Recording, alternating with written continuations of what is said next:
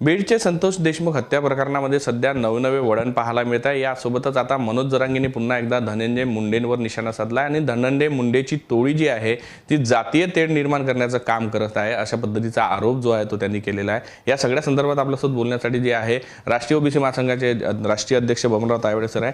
Sir, कसं पाहता ज्या पद्धतीनं धनंजय मुंडेंना टार्गेट केलं जातं या सगळ्यामध्ये? नाही, खरं म्हणजे बघा की अशा वेळेस जे स्वतःला एक समाजाचे प्रमुख नेते समजतात, मग कुठलाही समाज असो, तो ओबीसी समाज असो, मराठा समाज असो, दलित समाज, आणखी कुठलाही समाज असो, त्या नेत्यांना खरं म्हणजे प्रमुख भूमिका निभवावी लागते। आणि जोपर्यंत एखादी गोष्ट सिद्ध होत नाही तोपर्यंत त्या व्यक्तीचं नाव घेऊन त्याला बदनाम करण्याचा आणि त्या माध्यमातून त्या संपूर्ण समाजाला बदनाम करण्याचा हा जो प्रयत्न सामाजिक नेत्याच्या माध्यमातून होतो हा पूर्णतः चुकीचा आहे। मी त्याचं कधीही समर्थन करणार नाही। प्रकरण झालं, पोलीस यंत्रणा काम करून राहिली आपली, महाराष्ट्राचे पोलीस फार सज्ज आहेत आणि पोलीस यंत्रणेला आपलं कार करू देण्यापेक्षा याला त्याला दोषी स्वतःहून ठरवून द्यायचं, स्वतःहून म्हणून, आणि मग दोन समाजामध्ये तेढ निर्माण करण्याचं काम हे जे कोणी नेते करत असतील त्यांनी कृपया हे थांबवावं आणि समाजामध्ये सलोखा कसा निर्माण राहील, सामंजस्य कसं निर्माण राहील, एकरूपता कशी निर्माण राहील याच्याकरता सामाजिक नेत्यांनी प्रयत्न करणं फार आवश्यक आहे। मी आपल्या माध्यमातून मराठा समाज असो की ओबीसी समाज असो या समाजाच्या नेत्यांना एक कळकळीची विनंती करेल की कृपा करून या प्रकरणाला जातीय वळण देऊ नये। जो दोषी असेल, जो पोलीस ज्याला दोषी ठरवेल त्याच्यावरती कठोरात कठोर शिक्षा झाली पाहिजे।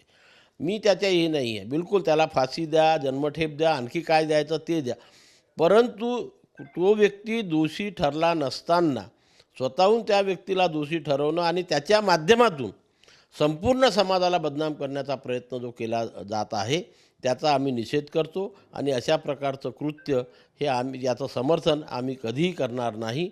आज नेत्यांची जबाबदारी आहे, मग तो सामाजिक नेता असो किंवा राजकीय नेता असो, समाजामध्ये एकता अखंडता कशा प्रकारे टिकून राहील याच्याकरता त्यांनी प्रयत्न करायला पाहिजे। याला त्याला दोष देऊन किंवा त्या एखाद्या पर्टिक्युलर व्यक्तीच्या माध्यमातून दोन समाजामध्ये तेढ निर्माण करण्याचं काम कोणी करू नये। कुठेतरी असं वाटतंय का की आता सध्या मनोज जरांगे जे भूमिका घेत आहेत ते मराठा विरुद्ध ओबीसी असंच तेढ निर्माण होत आहे आणि पुढच्या काळात तो पेटत राहील?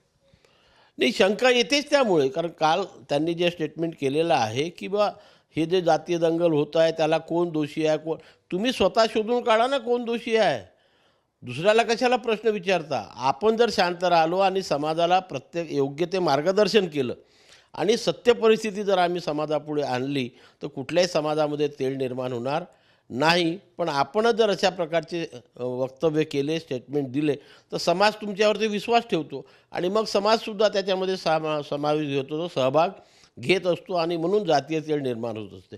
आज एवढे प्रकरणं दररोज घडतात, दररोज आपण पेपर वाचतो, तुमच्या माध्यमातून सुद्धा अनेक प्रकरणं आमच्या कानात, मग प्रत्येक गोष्टीला आपण जातीय स्वरूप द्यायचं का? जर प्रत्येक गोष्टीला आम्ही किंवा प्रत्येक प्रकरणाला आम्ही जातीय स्वरूप द्यायला सुरुवात केली तर या समाजामध्ये कधी शांतता प्रस्थापित होणार नाही आणि संपूर्ण महाराष्ट्रामध्ये शांतता टिकवण्याचं काम हे प्रत्येक सामाजिक आणि राजकीय नेत्याचं आहे। हे प्रत्येकाने याचं भान ठेवायला पाहिजे। कुठेतरी कराडची पत्नी आहे, त्यांनी आंदोलन केलं होतं आणि त्यांनी म्हटलं का मी मराठ्याचे, तुम्ही अशा पद्धतीनं का वागता, अशा पद्धतीची म्हणण्याची वेळ आली। म्हणजे मराठा हा शब्द वापरावा लागत आहे, ओबीसी हा शब्द वापरावा लागत आहे धनंजय मुंडेंना, हे काय होत आहे? म्हणजे हे शब्द गुन्ह्याचा आरोपी खुनाचा गुन्हा असताना हे असे शब्द वापरून जातीय शब्द का वापरले जातात? ते चुकीचं आहे ना, मी तुम्हाला आज म्हटलं की ते चुकीचं आहे। पहिले तर असं आहे की जोपर्यंत मी कोणाचंही समर्थन करत नाही किंवा कोणाच्याही बाजूने उभं राहत नाही, जी व्यक्तीच्या विरोधात आरोप केले जातात ती दोषी जोपर्यंत सिद्ध होत नाही तोपर्यंत शंका कुशंकाच्या भरोश्यावर त्याला दोषी समजून त्याच्या विरोधामध्ये सतत संघर्ष करत राहणे किंवा अपप्रचार करत राहणं हे चुकीचं आहे।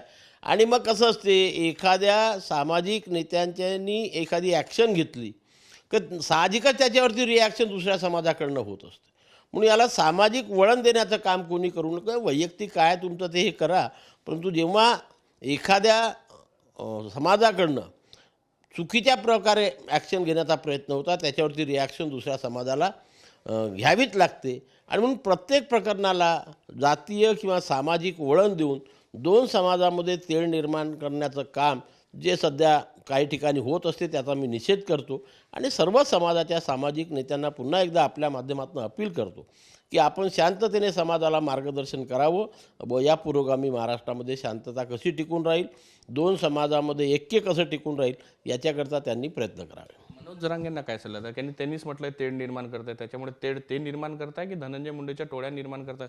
नाही, म्हणून मी म्हटलं सर्वांचंच काम आहे, त्यांचंसुद्धा हे काम आहे की जोपर्यंत सत्य परिस्थिती समोर येत नाही तोपर्यंत त्यांनी समाजाला शांत राहण्याचं आवाहन करायला पाहिजे. समाजाच्या लोकांना, सामाजिक नेत्यांनी शांत राहायचं आवाहन केलं तर कुठल्याही प्रकारचा तेढ दोन समाजामध्ये या पुरोगामी महाराष्ट्रामध्ये निर्माण होणार नाही, याच्यावरती माझा ठाम विश्वास आहे. कुठेतरी धनंजय मुंडेंना ओबीसी असल्यामुळे वारंवार टार्गेट केलं जातं. या सगळ्या प्रकरणामध्ये अजून त्यांच्यावर कुठलाही आरोप सिद्ध झाला नाही. फक्त कराड जवळचा असल्यामुळे सगळे आरोप होत आहेत. राजीनाम्याची मागणी होत आहे, त्यांना जो आहे मंत्रिपदाचा राजीनामा द्यावा अशी मागणी होत आहे, त्यातून पदावरून बेदखल करावी अशी मागणी. आणि मी मागे सुद्धा म्हटलेलं आहे की पोलीस यंत्रणा जोपर्यंत एखाद्या व्यक्तीला दोषी ठरवत नाही, तो त्यांचा सवंगडी आहे किंवा हे आहे किंवा तो म्हणून आपण त्याला डायरेक्टली दोषी म्हणू शकत नाही, आरोपी म्हणू शकत नाही. आरोप सिद्ध होणं फार गरजेचं आहे आणि म्हणून एखाद्या प्रकरणातनं एखाद्या व्यक्तीवरती शंका कुशंका व्यक्त करून त्याला दोषी ठरवून त्याच्या माध्यमातून संपूर्ण समाजाला बदनाम करण्याचा जो प्रयत्न सध्या होतो आहे, एखाद्या व्यक्तीच्या विरोधात संपूर्ण समाजाला आपण बदनाम करण्याचा जो प्रयत्न करता आहे, दोन समाजामध्ये तेढ निर्माण करण्याचा प्रयत्न जो काही लोकांकडून होतो आहे त्याचा निषेध करील. यावेळेस सामाजिक आणि राजकीय नेत्यांना महत्त्वाची भूमिका बजवावी लागते. ती महत्त्वाची भूमिका सामाजिक आणि राजकीय नेत्यांनी निभावी हीच माझी अपेक्षा आहे. नक्कीच राष्ट्रीय ओबीसी महासंघाचे बबनराव तायवाडे सर त्यांनी सांगितलं आहे की सामाजिक असो की राजकीय नेते असो त्यांनी यावेळेस अशा पद्धतीने तेढ निर्माण केल्यापेक्षा आपली भूमिका जी आहे ती ठाम ठेवावी आणि तेढ निर्माण होऊ नये अशा पद्धतीचे वक्तव्य करू नये आणि असे वक्तव्य करत असेल तर त्याचा निषेध सुद्धा जो आहे तो त्यांनी नोंदवला आहे. व्हिडिओ जर्नलिस्ट सौरभ भोलेसह पराग डोबळे, साम टीव्ही न्यूज, नागपूर. देश विदेशातील प्रत्येक घडामोडींचे लाईव्ह अपडेट मिळवण्यासाठी आता साम टीव्हीच्या सर्व सोशल मीडिया प्लॅटफॉर्मला लाईक, फॉलो आणि सबस्क्राईब करा. तसंच सर्व नोटिफिकेशनसाठी बेल आयकॉन प्रेस करायला विसरू नका.